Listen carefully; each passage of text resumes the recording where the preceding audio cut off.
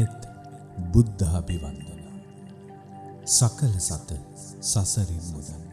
හොඳයි සුපින්වත්නි, තිසරණ සිල් සමාදන් වීම සඳහා নমස්කාරය කියන්නේ.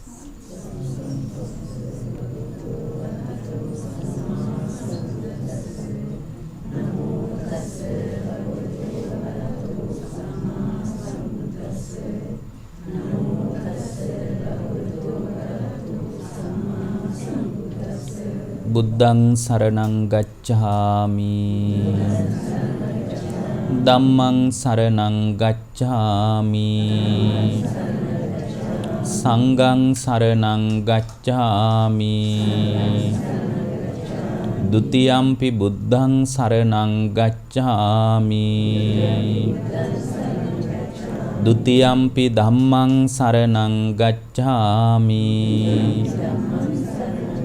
ဒ ුතියම්පි සංඝං සරණං ගච්ඡාමි တတိယံ පි බුද්ධං සරණං ගච්ඡාමි တတိယံ පි ධම්මං සරණං ගච්ඡාමි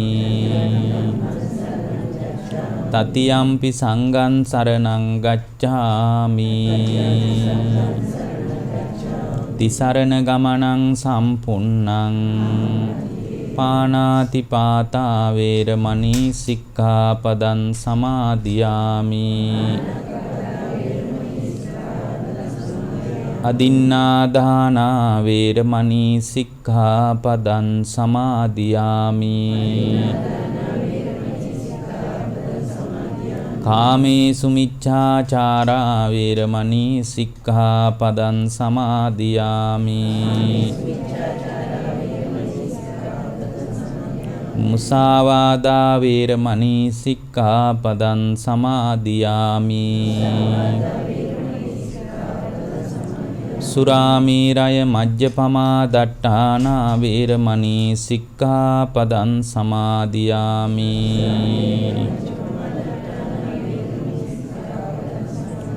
තිසරණේන සද්දින් පංචශීලං ධම්මං සාදුකං සුරක්ඛිතං කତ୍වා අප්පමාදේන සම්පාදේත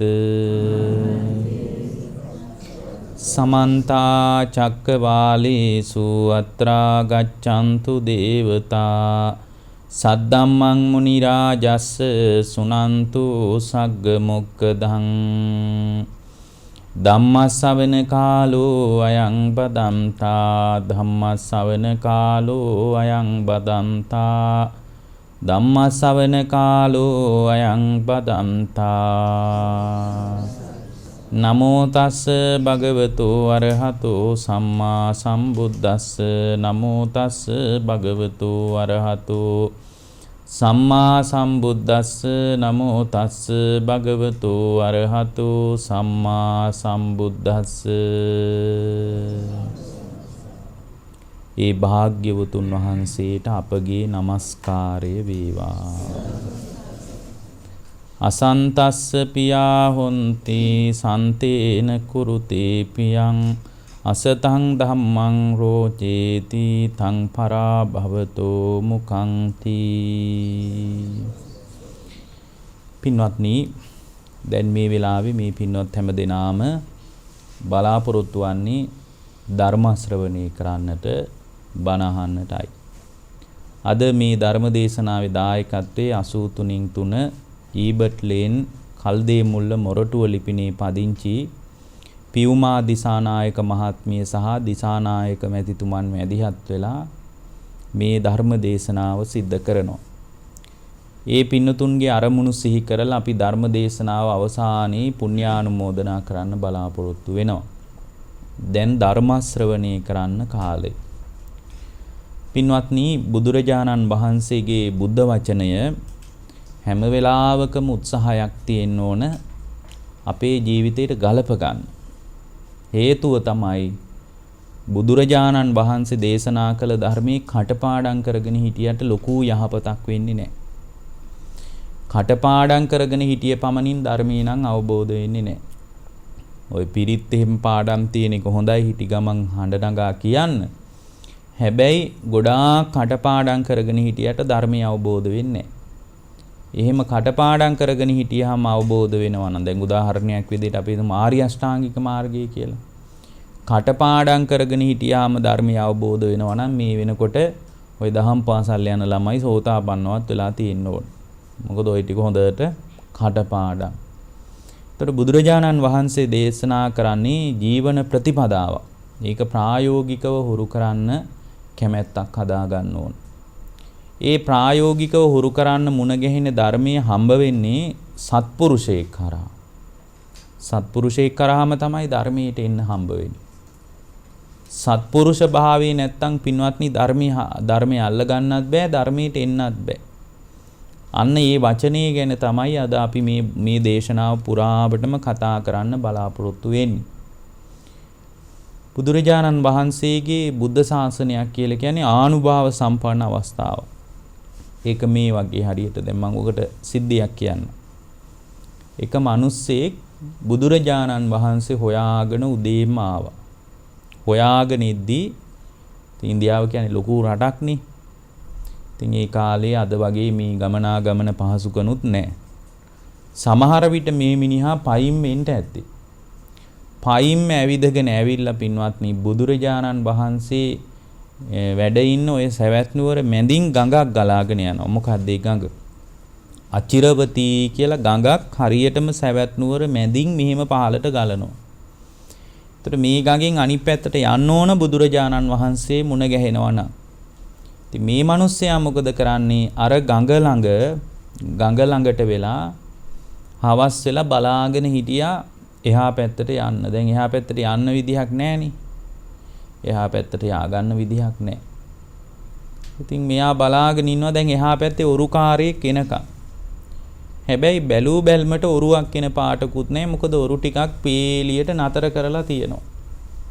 හවස දැන් සාමාන්‍යයෙන් 4-5ට විතර වෙන්නේ නැති. එතකොට දැන් මෙයා පාර අනිත් පැත්තට වෙලා ගලක වාඩි වෙලා ඉතින් බලාගෙන ඉන්න ඔරුවක් එනකම්. මොකද මේකෙන් එහා පැත්තට යන්න ඕන බුදුහාමුදුරුවෝ දකින්න නම්. උන්වහන්සේ දැකලා බණහන්න නම් එහා පැත්තට යන්න ඕන. දැන් යන්න විදියකුත් නැහැ. අන්තිමටම මේ මෙතනට වතුර ගේන්න ආවා ගැහණු කෙනෙක්. එයා ඇහුවා මොකද මේ ගල් තලාවට වෙලා වාඩි වෙලා ඉන්නේ මොකක් හරි හේතුවක් තියනවද කියලා ඇහුවා. එතකොට කිව්වා මම මේ එහා පැත්තට යන්න බලාගෙන ඉන්නවා. හැබැයි මේ අර ඔරු ටික අරහේ තියෙනවා එන පාටක් පේන්නේ නැහැ කියලා. ඊට පස්සේ කිව්වා අද නම් තමුන්ට එහා පැත්තට යන්න වෙන්නේ නැහැ. ඇයි කියලා ඇහුවා.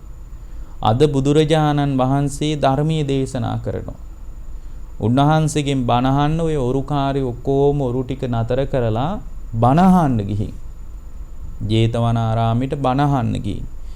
ඒ නිසා ඔයගේ තියෙන අදහස අද අයින් කරගන්න. මොකද අද නම් එහා පැත්තට යන්න වෙන්නේ නෑ.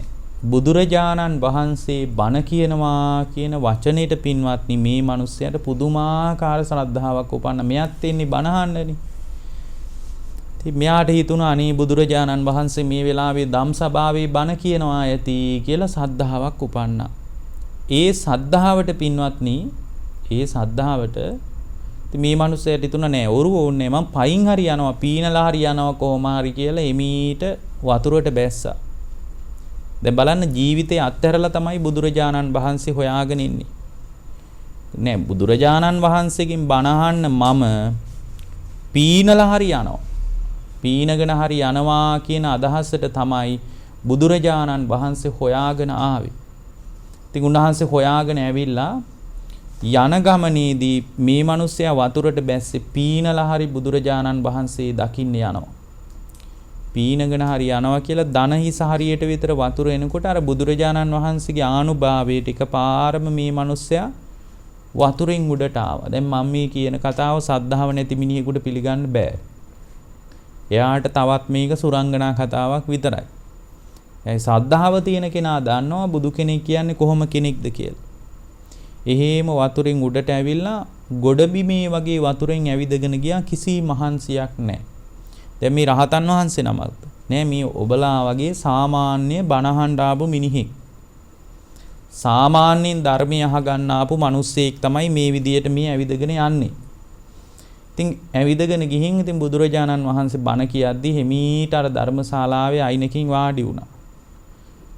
වාඩි වෙනකොට බුදුරජාණන් වහන්සේ කතා කළා. කතා කරලා කිව්වා මේ උපාසක කිසිම මහන්සියක් නෑ වගේ ආපු ගමන නේද කිව්වා. එතකොට කිව්වා අනේ හිමයි ස්වාමීනි මට මෙන්න මේ විදිහේ සිද්ධියක් අත්දකින්න හම්බුණා කියනකොට උන්වහන්සේ මේ දහම් සභාවේදී සියලු භික්ෂුන් වහන්සේලාට කතා කරලා කියනවා පින්වත් මහණෙනි මේ තමයි ධර්මීය ආනුභාවය කියනවා. පින්වත්නි මේ ධර්මයේ පුදුම බලයක් තියෙනවා. ඒක මේ සුළුවෙන් කියන්න වචන වලින් පැහැදිලි කරන්න බෑ පුදුම ආනුභාවයක් ධර්මයේ තියෙන. ඒ ආනුභාවයේ ධර්මයේ හුරු කරන අය තමයි දන්නේ. එතකොට බුදුරජාණන් වහන්සේගේ ධර්මයේ මුණ ගැහෙන ඉතා වැදගත් අවස්ථාවක් තමයි මේ ධර්මයේ මුණ ගැහෙන්නේ සත්පුරුෂයෙක් කරා විතරයි. අසත්පුරුෂයෙක් කරා ධර්මයේ ඇහුණත් අල්ලන්න බෑ. සමහරට අසත්පුරුෂයාත් ඒ විදිහටම බණ කියනවා. ධර්මය අල්ල ගන්න බෑ හේතුව තමයි අසත්පුරුෂයා ධර්මයට ගරු කරගෙන නිමී ධර්මයේ හුරු කරන්නේ. ලෝකේ ධර්මතාවයක් තියෙනවා. අසත්පුරුෂයෙක් කරා ධර්මයේ ඇහුණත් ධර්මය අල්ල ගන්න බෑ. දැන් ඔකට ලස්සන කතාවක් තියෙනවා. දැන් දේවදත්ත හාමුදුරුවෝ දන්නවනේ අපි අහලා තියෙනවනේ. දැන් උන්වහන්සේ දැන් අදත් දේවදත්ත හාමුදුරුවෝ ආවොත් අද ඇවිල්ලා බණ කිව්වා කියමුකෝ. ස්ථීරව බුදුහාමුදුරුවෝ අත්හැරලා අද ඉන්න උපාසකම්මලා දේවදත්ත හාමුදුරුවෝගේ පස්සේ යනවාමයි. හේතුව තමයි මොකද දේවදත්ත හාමුදුරුවෝ කියන කාරණා මිනිසුන්ට සංවේදී කාරණා. හේතුව බලන්නකෝ. දැන් බුදුරජාණන් වහන්සේ ඉස්සරහා කියනවා ස්වාමීනි සියලු භික්ෂූන් නිර්මාංශ වෙන්න ඕන. ඒතකොට බුදුරජාණන් වහන්සේ මොකද කිව්වේ? නෑ දේවදත්ත හැමෝම නිර්මාංශ වෙන්න ඕනේ. කැමැති කෙනෙක් නිර්මාංශ වුණාවේ. කැමැති කෙනෙක් නිර්මාංශ වුණාවේ කැමැති කෙනෙක් වළඳපුවාවේ ඒක මේ විමුක්තියට අදාළ නෑ. දැන් අද ওই දේවදත්ත ආරුංගේ එකට නෙමෙයිද කැමැති. ඒකට තමයි බැඳිලා යන්නේ. ඊට පස්සේ කිව්වා සියලු භික්ෂූන් පිණ්ඩපාතෙන් යැපෙන්න ඕන. එතකොට බුදුරජාණන් වහන්සේ මතක් කළේ මොකද්ද? නෑ සියලු භික්ෂූන් පිණ්ඩපාතෙන් යැපෙන්න ඕනේ නෑ. කැමැති කෙනෙක් පිණ්ඩපාතෙන් ජීවත් වුණාවේ කැමැති කෙනෙක් මිනිස්සු ගෙනත් දුන්නේව වැළඳුවාටත් කමක් නෑ.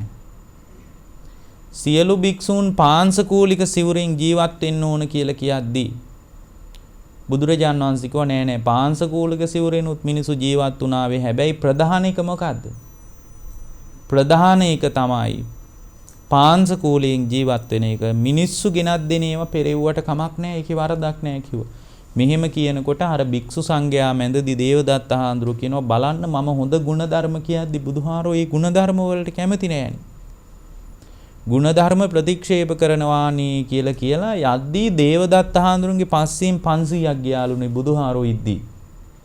මේ බුදුරජාණන් වහන්සේ පෙනිපෙනී ඉන්නවා. උන්වහන්සේ බණ කියනවා.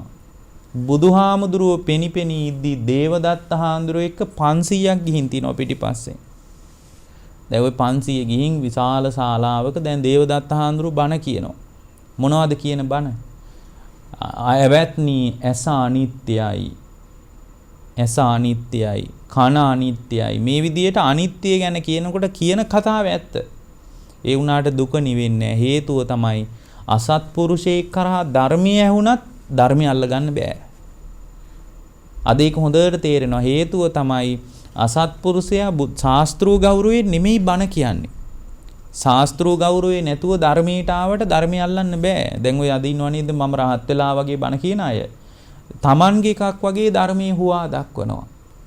එතකොට තමන්ගේ එකක්ද මේ කියන්නේ? මේ භාග්‍යවතුන් වහන්සේගේ බුද්ධ වචනේනේ. ඒ බණ හොඳ වුණත් අල්ලන්න බෑ. සමහරට ඒ කිය ඔය ලංකාවේ ඉන්නවා එහෙම කණ්ඩායම් ගොඩක්. එයාලා බණ කියනකොට ධර්මය අල්ල ගන්න බැරි හේතුව තමයි කියන එකත් සමහර විට ඇත්ත. ධර්මය අහුවෙන්නේ නැහැ. ශාස්ත්‍රූ ගෞරවය නැතුව තමයි ධර්මය කියන්නේ. ලෝකේ ධර්මතාවයක් තියෙනවා. ශ්‍රද්ධාව නැතුව ධර්මය අල්ල ගන්න බෑ. සද්ධාව තියෙන කෙනෙකුට තමයි පින්වත්නි ධර්මය අල්ල ගන්න පුළුවන්කමක් තියෙන්නේ. සද්ධාව නැත්තම් ධර්ම මාත්‍රයක් ග්‍රහණය කරගන්න බෑ. බණ කිව්වට ඒ බණ yaadෙන්නේ නැහැ.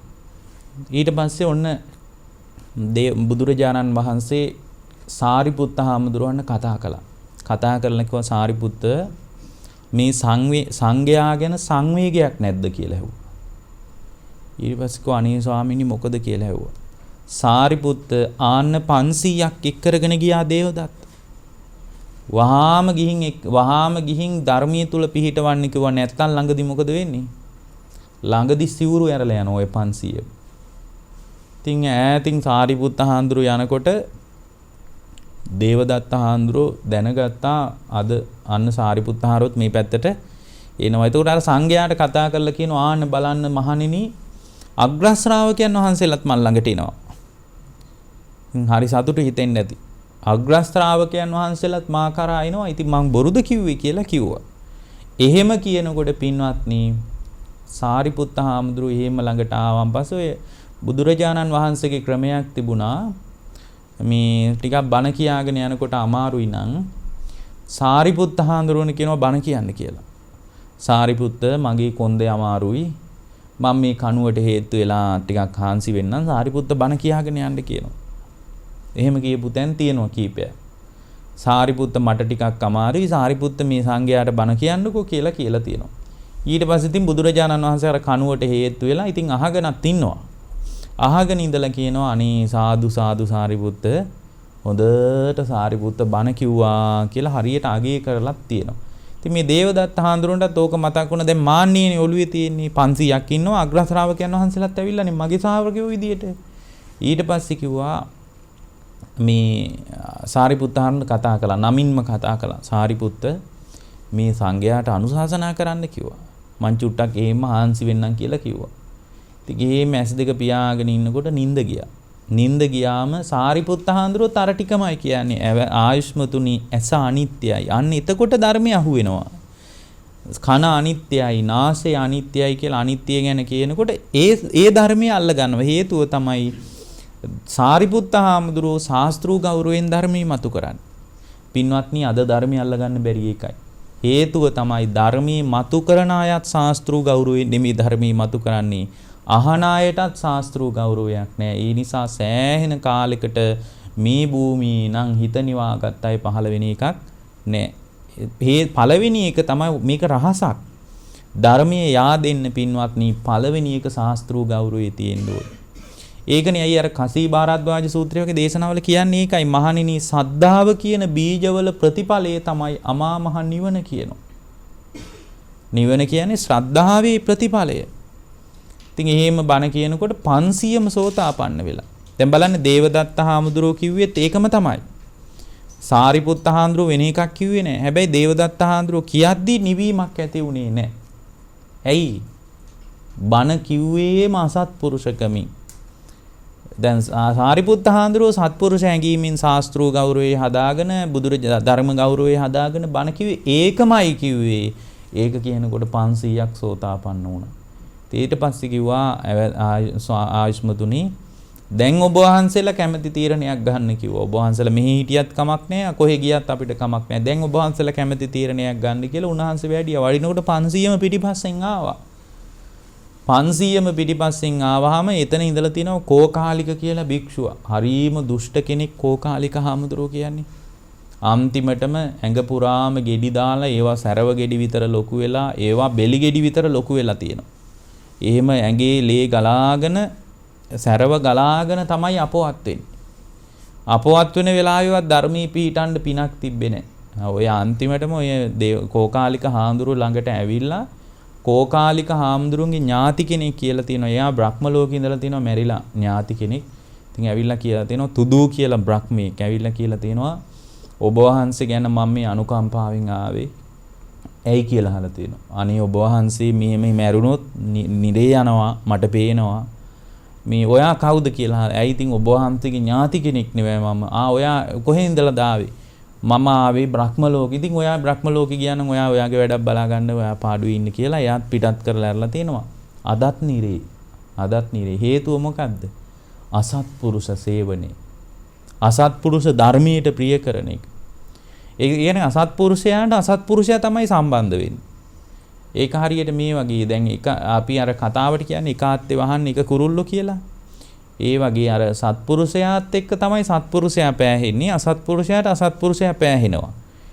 ඒකනේ අර ගිජ්ජකූට පර්වතයේ භික්ෂු සංඝයා පිරිවරාගෙන සක්මන් කරද්දී බුදුරජාණන් වහන්සේ කියනවා සාරිපුත්ත මහණෙනි ඔය සාරිපුත්ත ගිජ්ජකූට පර්වතයේ සක්මන් කරනකොට පිටිපස්සෙන් 500ක් යනවනේ. ඔය 500ම ධර්මයේ දන්න අය කියනවා. මුගලන් හාමුදුරුවෝ එක්ක 500ක් සක්මන් කරනකොට කියනවා මහණෙනි අර ඈතින් මොග්ගල්ලාන එක්ක සක්මන් කරනකොට 500ක් යන්නේ ඔය 500ම එල්දිමත් කියනවා. අන්න බලන්න. එකට එක පෑහින්නේ ඒ ධර්මතා හුරු වෙන අයම තමයි. අනුරුද්ධ මහරහතන් වහන්සේ සමග 500ක් සක්මන් කරනකොට කියනවා මහණෙනි අර බලන්න අනුරුද්ධ එක්ක 500ක් යනවා ඔය 500ම දිවස් තියන අය කියනවා. ඒ ධර්මතාවලට පෑහෙන්නේ. දේවදත්ත හාමුදුරුවෝ එක්ක පිරිසක් සක්මන් කරනකොට කියනවා මහණෙනි අර දේවදත්ත එක්ක සක්මන් කරන ඔක්කොම පවිටු භික්ෂූන් කියනවා. පවිටු භික්ෂූන් කියනවා ධර්මයක් නැහැ කියනවා උන්දලාගේ ළඟ. එතකොට අපිට තේරෙනවා ධර්මයට පෑහෙන්නේ සත්පුරුෂයෙක් කරහා සත්පුරුෂ ධර්මයට ප්‍රියකම පළවෙනියෙන් හදා ගන්න ඕන නැත්නම් ධර්මය අල්ලන්න බෑ. ඒ නිසා පින්වත්නි දැන් බුද්ධ දේශනාවේ ලස්සන තැනක් තියෙනවා. බුදුරජාණන් වහන්සේ එක තැනක අහනවා මේ ලස්සන කතාවක්. ඒ තමයි උන්වහන්සේ අහනවා භික්ෂු සංඝයාගෙන් මහණෙනි බුදුරජාණන් වහන්සේගෙන් අහනවා ආනන්ද හාමුදුරුවෝ එක වෙලාවක ස්වාමීනි සත්පුරුෂයා අසත්පුරුෂයාට සත්පුරුෂයා හොයන්න පුළුවන්ද කියලා. මොකක්ද ඇහුවේ? අසත්පුරුෂයාට ස්වාමීනි සත්පුරුෂයා අඳුන ගන්න පුළුවන්ද? ඒතර බුදුරජාණන් වහන්සේ මතක් කරනවා මේ ආනන්ද අසත්පුරුෂයාට සත්පුරුෂයා හොයාගන්න බෑ. ඊට පස්සේ අහනවා හොඳයි ස්වාමීනි අසත්පුරුෂයාට අසත්පුරුෂයා හොයාගන්න පුළුවන්ද කියලා අහනවා. එතකොට උන්වහන්සේ කියනවා මේ මහණෙනි අසත්පුරුෂයාට අසත්පුරුෂයා හොයාගන්නත් බෑ කියනවා. හේතුව මොකද? අසත්පුරුෂයා අසත්පුරුෂයි නම් එයා සත්පුරුෂයා දකින්නේ අසත්පුරුෂයා විදියට. අසත්පුරුෂයා දකිනවා අනේ සත්පුරුෂයි කියලා දකිනවා. එතකොට සිහිය නැති කෙනෙකුට සත්පුරුෂයා හොයාගන්න බෑ. ඒ නිසා දැන් රටේ සත්පුරුෂය හොයන්න කලින් තමන් සත්පුරුෂයෙක් වෙන එක තමයි ඊටාම වැදගත් අවස්ථාව. තමන් සත්පුරුෂ වෙන්න ඕන පළවෙනි එක. දැන් බුදුරජාණන් වහන්සේගේ කාලේ එක මිනිහෙක් පාරට බැස්සා. මිනිහා වෙලෙන්දෙක්. වෙලඳාම යන ගමන් ඉතින් පාරට බැස්සා. බැහැලා මේ මිනිස්සයා මොකද කරන්නේ? නැව් නැගලා දැන් වෙන රටකට යන්න තමයි සැලසුම. වෙලඳාමට. දැන් වෙන රටකට යන්න තමයි නැවට ගොඩ උනේ. ඉතින් නැවට ගොඩ වෙලා ඉතින් ටිකක් දුර යනකොට ඒ කාලේ මේ දියුණු අද වගේ දියුණු නැව් නැහැ. ඉතින් බොහොම දුෂ්කරව තමයි නැව සමහරට දවස් ගාණක් එක දිගට යන්න ඕන නැවේ. මේ නැවේ 700ක් පිරිස ඉඳලා තියෙනවා. 700ක් එක තමයි මේ නැව යන්නේ. එතකොට මේ 700 ඉද්දී එකපාරම මේ නැවේ පොඩි සිදුරක් හැදිලා. සිදුරක් හැදිලා දැන් වතුර ඇතුළට එනවා මේක නතර කරගන්න බෑ. ඉතින් මේක දවස් 2-3ක් යනකොට මේ සිදුර ටික ටික ලොකු වෙනවා. දැන් මුකුත් කරගන්න විදිහක් නැහැ. ඇතුළට වතුර එන එක කාටවත් නතර කරන්න බැරි වුණා. ඉතින් මිනිස්සු සෑහෙන මහන්සි වුණා මේ සිදුර වහගන්න බැරි වුණා. දැන් මුහුද මැද. ඉතින් දැන් නැව ගිලෙන්නයි යන්නේ. ඉතින් නැවේ පිරිස වැඩ කරන අය කතා කරලා කිව්වා අපිට හරි ප්‍රශ්නයක් වෙලා තියෙනවා. අපිට දැන් වෙන කරගන්න දෙයක් නැහැ. මේ සිදුර වහගන්නත් බෑ. දැන් අපි මොකද කරන්නේ? ඉතින් ඔය අතර ළමයි ඉන්නවා, කාන්තාවෝ ඉන්නවා, පිරිමියා ඉන්නවා, වෙළඳාම යන අය ඉන්නවා. මේ ඔක්කොම දෙවියන්ට කියන්න පටන් ගත්තා. පපුවට අත් දෙක ගහ අඬන්න පටන් ගත්තා. අනේ අපි ඉවරයි, අපිව බේරගන්න කියලා අත් දෙක උස්සලා අහසට කියන්න පටන් ගත්තා. දෙවියන් කියන අහසට අත් දෙක උස්සලා අනේ අපිව බේරගන්න කියලා. ඉතින් ඔය කෑ ගැහිල්ල හරි කලබලයි. දැන් මොකද ජීවිතේ අත්හරින්න වෙනවා. හේතුව තමයි මේ තව ටික වෙලාවකින් මැරෙනවා. මේ නැවේ වතුර පීනනවා. එතකොට බලාපොරොත්තුවක් තියාගන්න බෑ ජීවිතේ. දැන් මේ සිදුර වහගන්නත් බැරි නම් මුහුද මැද නම් ඉන්නේ. ඉතින් අසරණයිනේ මිනිහේ. ඉතින් කරගන්නම දෙයක් නැති තැන මේ මිනිස්සු කෑ ගහනවා. ඉතින් කාන්තාව හරියට ഘോഷා කරනවා, අඬනවා, පපුවට අත් දෙකෙන් ගහ ගන්නවා. ඉතින් දරුවෝ බදාගෙන කෑ ගහනවා. ඉතින් මේක එක මහා විශාල ഘോഷාවක්. මේ අතර එක මිනිහෙක් ඉන්නවා අර මුල්ලකට වෙලා නැවිය අයිනකට වෙලා පළඟක් බැඳගෙන ඉතින් බලාගෙන ඉන්නවා. ඉතින් අඬන්නෙත් නැහැ. ඉතින් කෑකෝ ගැහිල්ලකුත් නැහැ. දැඟලිල්ලකුත් නැහැ. ඉතින් එහෙම මේ පළඟක් බැඳගෙන එහෙම වාඩි වෙලා ඉන්නවා. ඉතින් මිනිස්සු කලබලයි. එක මිනිහෙක් ළඟට ගිහින් බැලුවා ඈතින් බලනකොට අර මිනිස්සෙක් ඉන්නවා ඈතින් වාඩි වෙලා. ඒ මිනිස්සයාගේ කිසි දැඟලිල්ලක් නැහැ. ඊට පස්සේ ළඟ ඉන්න මිනිහෙකුට කිව්වා ආම් බලාපන් අර මිනිහාගේ කිසි දැඟලිල්ලක් නැහැ. අපි මේ අඬනවා, කෑ ගහනවා. දැන් අපිට මොනවා වෙයිද දන්නේ නැහැ. ඉතින් අපේ කිසි ප්‍රශ්නයක් නැහැ නේ. යන්න බලපන් අර මිනිස්සයා ඉන්න විදිය කියලා ළඟට ගියා. දැන් මේ දෙන්නත් දෙතුන් දෙනා ගියා ළඟට ගිහින් කිව්වා දැන් තමුන්ට බයක් නැද්ද? තමුන්ට දැන් බයක් නැද්ද කියලා ඇහුවා. ඇයි කියලා ඇහුවා. දැන් මේ නැව ගිලිනවා දන්නවද කියලා ඇහුවා. ඔව් කිව්වා. නැව ගිලිනවා දන්නවා කිව්වා. ඉතින් දැන් මේ නැව ගිලිනවා දන්නවා නම් තමුන්ට බයක් නැහැ ඔය විදියට ඉන්නේ කියලා කිව්වා. එතකොට කිව්වා නෑ ඉතින් මට නම් බයක් නෑ මම ඉතින් නැවට ගොඩ වෙනකොටම ධර්මයක් තුල පිහිටලා තමයි ආවේ කිව්වා. මොකද්ද කියලා ඇහුවා. මම සංඝයාට දානේ ටිකක් දීලා තිසරණේ හොඳට සමාදන් වෙලා සීලයක් අදිෂ්ඨාන කරගෙන නැවට ගොඩ උණී කිව්වා. දැන් බලන්න යාට තියෙන අභිමානය. තිසරණයයි මෙයා කියන්නේ මම මේ සංඝයාට දානේ ටිකක් දීලා හොඳට තිසරණේ සිහි කරලා ඒ සංඝයාගෙන්ම සීලයක් අදිෂ්ඨාන කරගෙන මම මේ ගොඩ උනේ මැරුණාට ප්‍රශ්නයක් නැහැ කිව්වා. ඒ කියන්නේ තිසරණේ තුල ඉඳලා මැරුණොත් ඒකාන්ත වශයෙන් සුගතිය යනවා. ඒක තමයි යාට තියෙන රැකවරණය. ඒ කියන්නේ තිසරණයෙන් මිය ගියොත් එහෙම පින්වත්නි ඒකාන්ත වශයෙන් යාට පුදුමාකාර රැකවරණයක්. ඒක වචන වලින් කියන්න බෑ ඒ රැකවරණය. මෙයා ඒකයි කියන්නේ මම හොඳට සීලයක් දිනු කරා. ඒ සීලේ දිනු කරගෙන මම නැවට ගොඩ උනේ. දැන් ඉතින් මැරෙනවා නම් ආයි කෑ ගහලා වැඩකුත් නැහනේ. ඇයි ස්ථිරව වෙන වැඩක් නේ. දැන් ඇඬුවා කියලා මරණය නතර කරගන්න පුළුවන්. බෑ කොහොම හරි හිත හදාගෙන ඉන්න එක නෙමෙයිද හොඳ. දැන් මිනිස්සු දැන් අපි හිතමු ඔන්න Tamanගේ ළඟ තියෙන දැන් අපි හිතමු මුදල් පසුම්බිය කියලා ඔන්න පර්ස් එක සල්ලිත් එක්ක මාසේ පඩියත් එක්ක ඔන්න හම්බුණ ගමන්ම කොහොම හරි නාන්න ගියාට පස්සේ ඔන්න ඒක වතුරේ ගහගෙන යනවා. අපි හිතමු මුහුදේම රැල්ලකට අහු වෙලා ගියා කියලා. දැන් එතකොට අහිමි වීමේ දුකක් තියෙනවනේ නේද? දැන් අහිමි වෙලත් ඉවරයි. අහිමි වෙලා ඒක ස්ථිර වෙලා තියෙන වැඩන්නේ. දැන් ඕක අනේ නැති වුණා කියලා හූල්ල අඬන්න ගියොත් තව ප්‍රශ්නයක් තියෙනවා. ඇයි? එතකොට හැඬීමේ තව අතිරේක කාරණයක් තියෙනවා. දැන් ඇඬුවා කියලා අහිමි වෙච්ච දේ ආය හම්බ වෙනවද? හම්බ වෙන්නේ නැහැ. ඥානවන්ත මිනිස්සු අතීතයේ අහිමි වීම දිහා බලලා හූල්ලන්නේ නැහැ. ඇයි? එහෙම හූල්ලලා වැඩක් නැහැනේ. ආයි හම්බ වෙන්නේ නැහැනේ නැති වෙච්ච එක. ඒ නිසා පින්වත්නි ධර්මයේ හුරු කරන කෙනා අතීතය ගැන පසුතැවෙන්නේ හේතුව තමයි පසුතැවිලා වැඩක් නැහැ. දැන් මෙයා පළඟක් බැඳගෙන ඉන්න ගමන් කියනවා දැන් ඇඬුවා කියලා ඔය සිදුර වහගන්න බෑනේ. උඹලා දැන් ඊයේ ඉඳලා උත්සාහ කරානේ ඕක වහගන්න. දැන් ඕක ඔය සිදුර වහගන්නත් බැරි නම් දැන් ජීවිතේ අත්හරින්න එපාය කියලා කිව්වා. ඉතින් එතකොට අර මිනිස්සු කෑ ගහලා කිව්වා දැන් අර අතෙන් ආපු අය කිව්වා මෙන්න බලාපල්ලා හිත හදාගෙන ඉන්න විදිය මේ එතකොට මිනිස්සු ඔක්කොම සද්ද නැතුව ഘോഷාව නතර කරලා බැලුවා මොකක් හරි පිළිසරණක් තියෙනවද දන්නේ නැහැ කියලා. ඉතින් මිනිස්සු මෙයා ඉන්න විදිය බලලා කිව්වා අනේ අපිටත් ඔය කියන ධර්මයේ පුරුදු කරන්න. අපිත් අසරණයි ඔය විදියට හිත හදාගෙන ඉන්න විදිය අපිට කියන්න කියලා කියද්දි හා මං උදව් කරන්නම් කියලා 700 කණ්ඩායම් 7කට බෙදුවා. එතකොට එක කණ්ඩායමකට කීයද? 100 ගානේ 700යි. එක පළවෙනි 100ට කිව්වා හඬ ගාලා කියන්න කියලා මම බුදුරජාණන් වහන්සේ සරණ යනවා. මම ඒ ධර්මයේ සරණ යනවා සංඝයා සරණ යනවා කියලා හඬ ගාලා කියන්න කිව්වා. හයියෙන් මේ 100 කියනකොට පින්වත්නි ගොක් කැටේ දක්වා වතුර පිරিলা ඉවරයි. එතකොට දැන් අසරණයි.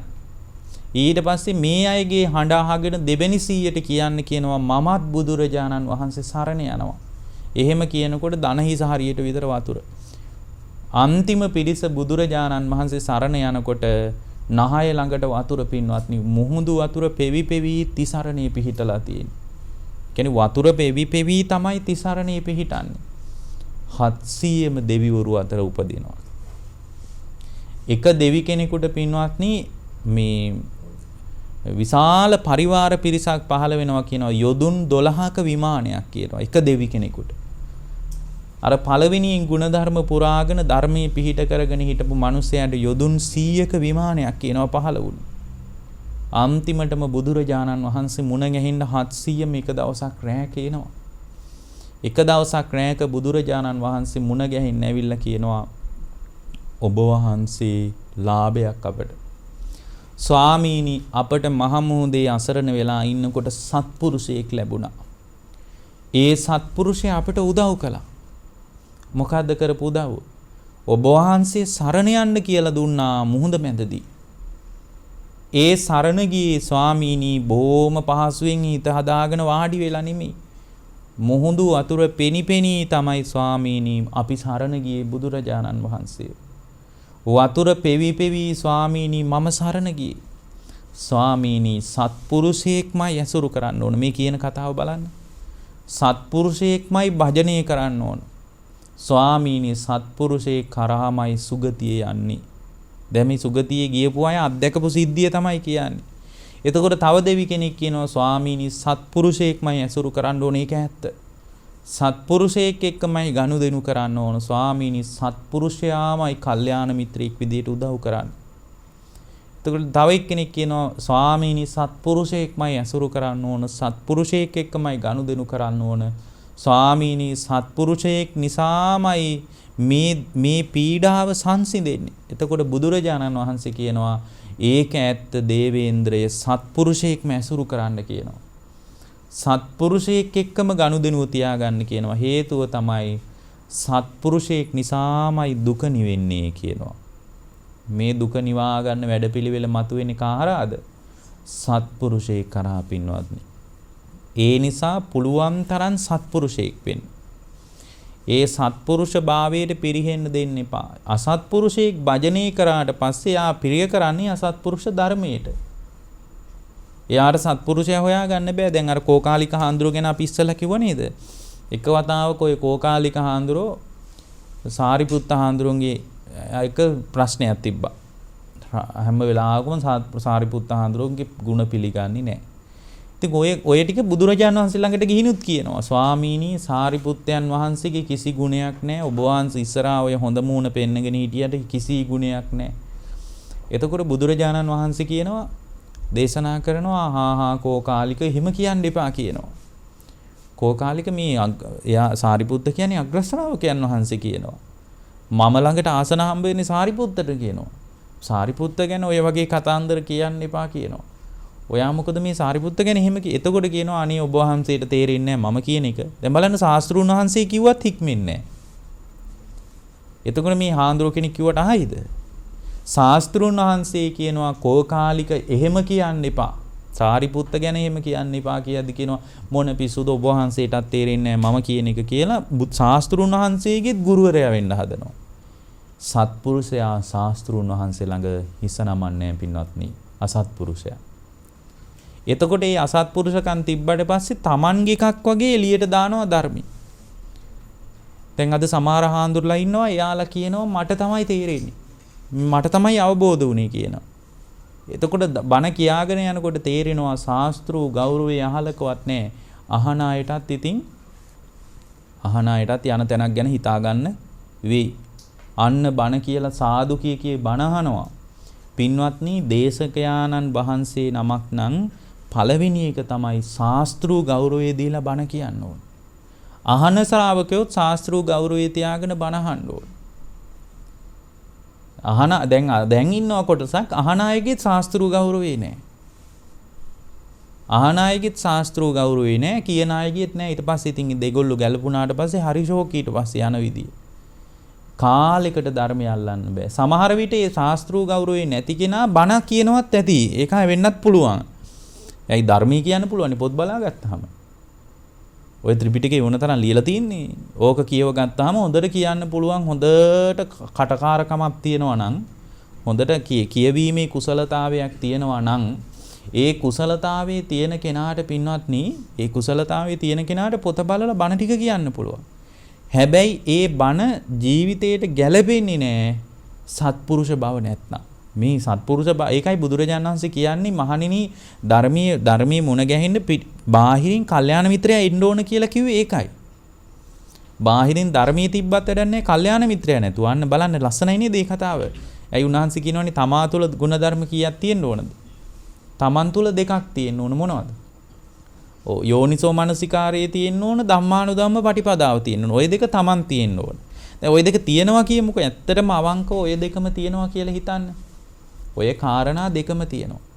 හැබැයි පින්වත්නි ඔය කාරණා දෙකම තිබුණට බාහිරින් කල්යාණ මිත්‍රයා නැහැ. බාහිරින් ධර්මයක් හම්බ වෙනවා සමහර විට. බාහිරින් ධර්මයක් තියෙන්න පුළුවන්. හැබැයි කල්යාණ මිත්‍රය නෑ. ඔය දෙක සම්පූර්ණ නොවුනොත් ධර්මයේ හුරු වෙන්නේ නෑ. බලන්න ලස්සනට උන්වහන්සේ කියන විදිහ. බාහිර දෙකයි අභ්‍යන්තර කාරණා දෙකයි මේ හතර සම්පූර්ණ නොවුනොත් මාර්ගඵලලාභින් ලෝකේ බිහි වෙන්නේ නෑ. ඒ නිසා පින්වත්නි පළවෙනි එක තමයි සත්පුරුෂයෙක් හොයාගන්න. පළවෙනි එක මොකද්ද? සත්පුරුෂයා හොයාගන්න. අද නම් හරිම අමාරු. ඇයි අමාරු? සත්පුරුෂයා ඉන්නවා අසත්පුරුෂයා වගේ. අසත්පුරුෂයා ඉන්නවා සත්පුරුෂයා වගේ බිම් බලාගෙන ඉන්නවා. එතකොට සත්පුරුෂයා සමහර ලාවට අසත්පුරුෂයා හොයාගන්න බෑ. මොකද සමහර සිල් ගුණ ධර්ම රකින්න අය පෙන්වන්නෙත් නෑ නේවා. ඒවා පෙන්වන්නේ සමහර විට ඒවා මිනිසුන්ට එක ගැටෙන්න මේ සාමාන්‍ය සමාජයත් එක්ක ගැටෙන්න කැමති නෑනේ. අර සද්ධාතිස්ස රජුරවන්ටද කොහෙද රහතන් වහන්සේ නමක් ඉන්නවා කියලා ආරංචි වුණාලු. අනුරාධපුර යුගයේ. එන යමල්ලක බලන්න රහතන් වහන්සේ නමක් කොහොම ඉන්නවලු අර කැලෑවේ කියලා ගියාලු. එතකොට යනකොට අර හාඳුරෝ දැනගත්තා අද මේ රජුරෝ එනවා මාව හොයාගෙන කියලා. ඉතින් මේ හාඳුරෝ මොකද කරන්නේ? මේ මහ පොට ඇඟිල්ලෙන් බිම ඉරි ඇඳ ඇඳ ඉන්නවලු. මහ පොට ඇඟිල්ලෙන් ඉරි ඇඳ ඇඳ ඉන්නවලු. රජුරෝ ගිහින් බැලුවා, හොඳට බැලුවා. කොහෙද ඒ හාඳුරෝ? අර ඉන්නේ අර ඉරි ඇඳ ඇඳ ඉන්නේ. මේ කොහෙද රහතන් වහන්සේලා ඉරි ඇඳිනවද? බිම ඉරි ඇඳ ඇඳ විකාර කරනවද කියලා මේ උඹලත් රැවටිලා රහතන් වහන්සේලා නෙමේ යමල්ලා යන්න කියලා හැරිලා ගියාලු. ඊට පස්සේ අර හාඳුරෝ ඇහුවලු පිරිසගෙන් කෝ රජුරෝ ගියාද? අනේ ඔව් ස්වාමීනි ගියා. එහෙනම් යන්තම් ඇති. ඇයි?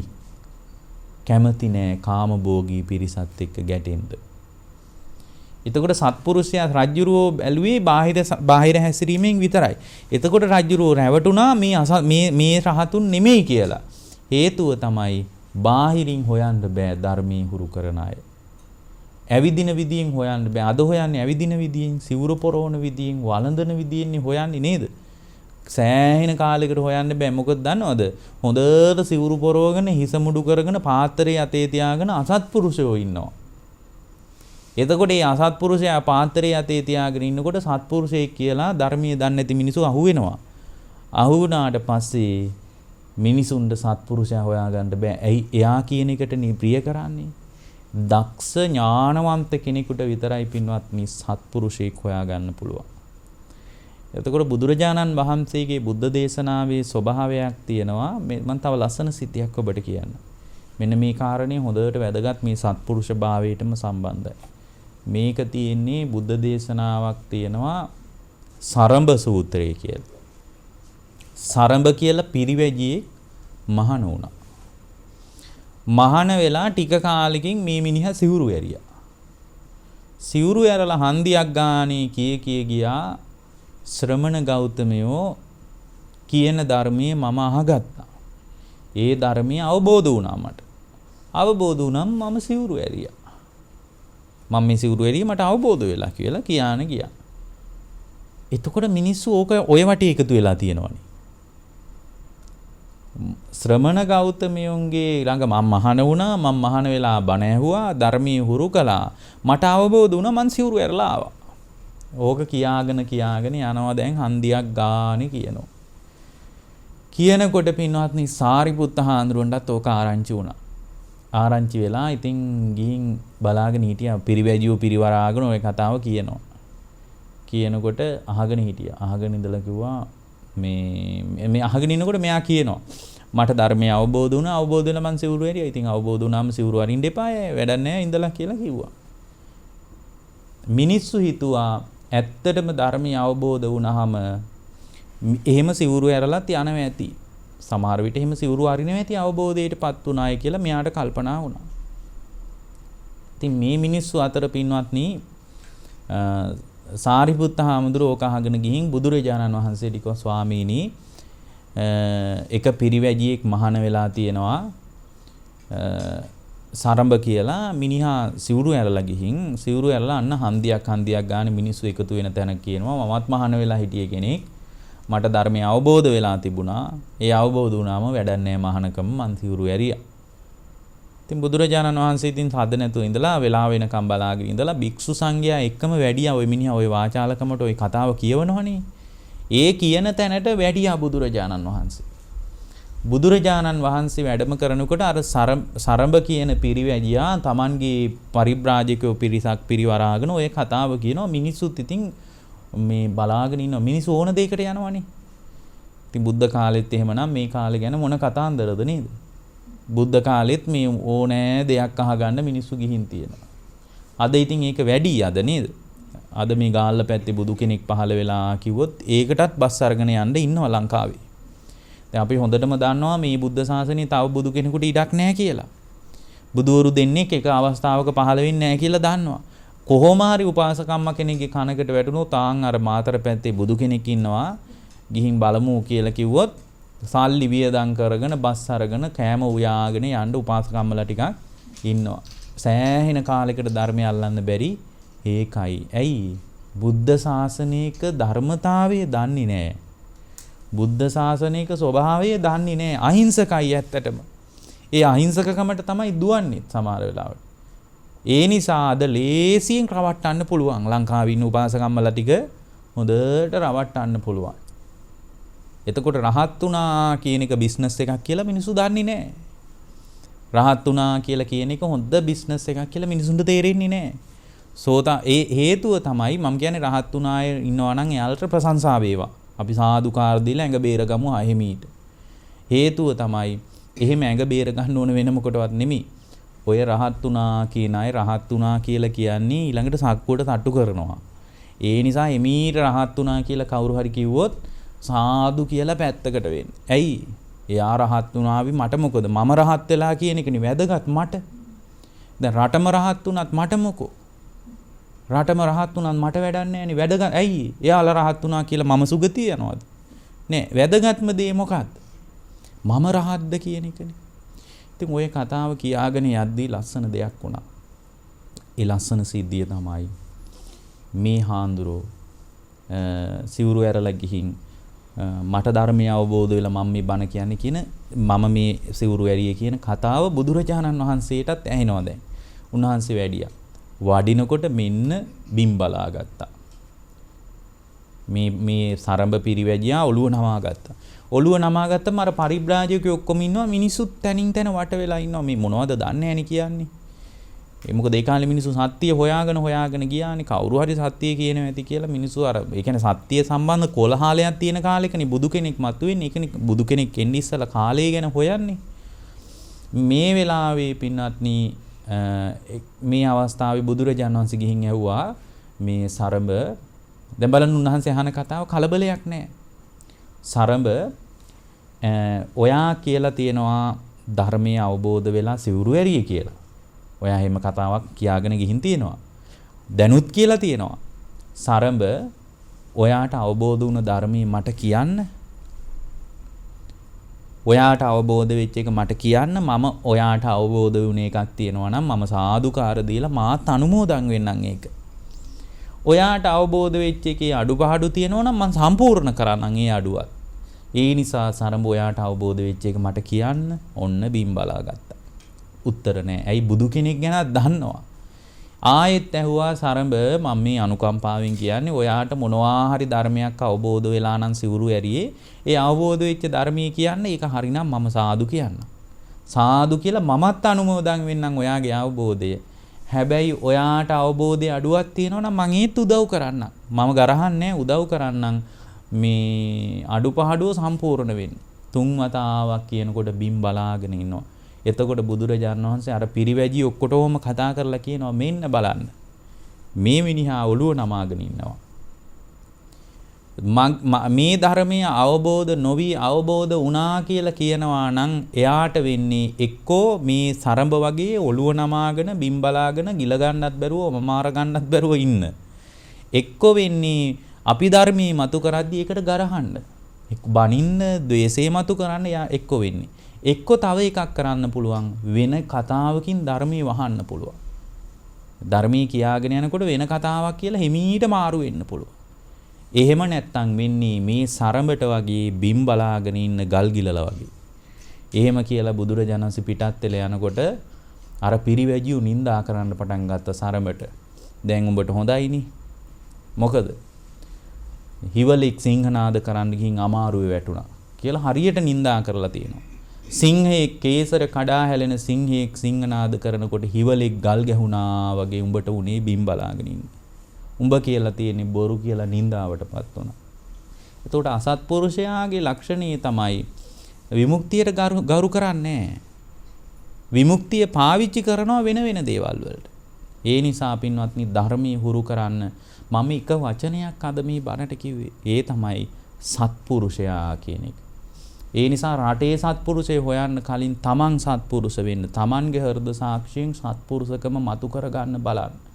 මොකද තමා තුළ සත්පුරුෂ භාවයේ තමයි පින්වත්නි ඔබව ධර්මයේ තුල ජීවමාන කරන්නේ. ඒ නිසා ධර්මයේ තුල ජීවමාන වුණ සැබෑ බුද්ධ ශ්‍රාවකෙක් වෙන්න මේ ධර්ම දේශනාව උපකාර වේවා කියලා අපි ධර්ම දේශනාව නිමා කරනවා. පින්වත්නි අද මේ ධර්ම දේශනාවේ මේ පැයක කාලයක් බොහොම ශ්‍රද්ධාවෙන් බණ අහපු ඔබ මේ දේශනාවේ දායකත්වයේ දරන්නේ 83න් 3 ඊබට් ලේන් කල්දේ මුල්ල මොරටුව ලිපිනේ පදිංචි පියුමා දිසානායක මහත්මියත් දිසානායක මහත්මාත් මැදිහත් වෙලා බොහෝම ශ්‍රද්ධාවෙන් මේ ධර්ම දේශනාවට දායකත්වයේ දරන්නේ. ඉතින් ධර්මය අහන්න සලස්වනවා කියන්නේ බලවත් පිනක්. විශාල පිරිසක් මේ දේශන අහලා හිත නිවා ගන්නවා. විශාල පිරිසක් ධර්මය එකතු කර ගන්නවා. අන්තර්ජාලයේ හරහා මේ දේශනා විශාල පිරිසක් ශ්‍රවණය කරනවා. ඒ කවුරු හරි ධර්මයේ ජීවිතයට ගලප ගත්තොත් පින්වත්නි ඒක මේ පින්නතුන්ට බලවත් පුණ්‍ය සංස්කාරය. ඒ නිසා හිත පහදව ගන්න මේ දේශනාවට දායකත්වයේ දැරීම පිළිබඳ.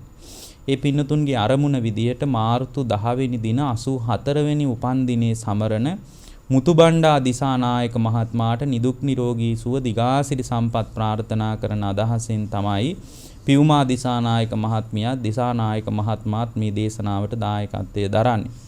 ඒ වගේම පියුමා දිසානායක මහත්මියටත් අනුරුද්ධ තමන්ගේ පුතාටත් ඒ වගේම අමිල් පතිරගේ තමන්ගේ බෑණනුවන්ටත් ඒ වගේම දියණිය වන වස්තුනී තමන්ගේ දියණියටත් ලේලිය වන චන්දිමා කියන තමන්ගේ ඒ දියණියටත් මිනිබිරියන් මුණුබුරන් ඇතුළු ඒ හැම දෙනාටමත් විශේෂයෙන් මේ මුණුබුරු මිනිබිරියන් ගැන සිහි කරලා තියෙනවා. ගොවිනී, අසිනී, වෝජිනී, ඒ වගේම අනුගී, දිලක්නා, ඒ වගේම අරිත සත්විඳු ඒ තමන්ගේ මුණුබුරා අනිකුත් මිනිබිරියෝ සියලු දෙනාමත් සිහි කරලා ඒ පුංචි දරුවන්ටත් ආශිර්වාද කරන්න මේක අවස්ථාවක් කරගෙන තියෙනවා. විශේෂයෙන්ම පියුමා දිසානායක සහ දිසානායක මහත්මයා ඇතුළු පින්තුන් තමන්ගේ මේ මැදිරි පරිශ්‍රවයට එකතුණු ඥාතිවරු හිතවතුන් සිහි කරලා ඒ හැම දිනාටමත් ධර්ම දානමේ පින්කමක් හැටියට මේ පින් අනුමෝදන් කරන්න කියලා මතක් කරලා තියෙනවා. හැම දිනාටම කායික මානසික යහපත නිදුක් නිරෝගී සුව දිගාසිරි සම්පන්නිය පිණිස මේ ධර්ම දානමේ පින උපකාර වේවා. හැම දිනාම නිදුක් වේවා, නිරෝගී වේවා, සුවපත් වේවා. හැම දිනාටම මේ ගෞතම බුද්ධ ශාසනය තුලදීම උතුම් චතුරාර්ය සත්‍ය ධර්මය අවබෝධ කරගන්නට මේ පින් බලවත් වේවා කියලා අපි අදිෂ්ඨාන කරනවා. විශේෂයෙන්ම පියුමා දිසානායක මහත්මිය, දිසානායක මහත්මයා ප්‍රධාන පින්නතුන්ගේ නමින් මියගිය ඥාතිවරුන්ටත් ඒ වගේම මේ ඇත්තෝ හැම දිනාගෙම සාංසාරගතව මියගිය ඥාතිවරුන්ටත් මේ පින් උපකාර වේවා. ඒ හැම දිනාගෙම භවයේ සුවපත් වේවා. හැම දිනාටම නිවන් පිණිස මේ පින් බලවත් වේවා කියලා අපි ප්‍රාර්ථනා කරනවා. සියලු දෙවියන්ටද මේ පින් අනුමෝදන් වේවා. සියලු දෙවියෝ අප රකීවා, රට රකීවා, සම්බුද්ධ ශාසනය රකීවා, ගෞතම බුද්ධ ශාසනය රකීවා. මේ ධර්ම දේශනාවට දායකත්වයේ දරපු පින්තුන් ප්‍රධාන මේට සම්බන්ධ වුණු පින්තුන්ට දෙවියන්ගේ රැකවරණේ ආශිර්වාදය නොපෙනෙන බලවේගයක් හැටියට ලැබේවා. දෙවියන්ටත් නිවන් පිණිස මේ පින් බලවත් වේවා කියලා අපි අදිෂ්ඨාන කරනවා.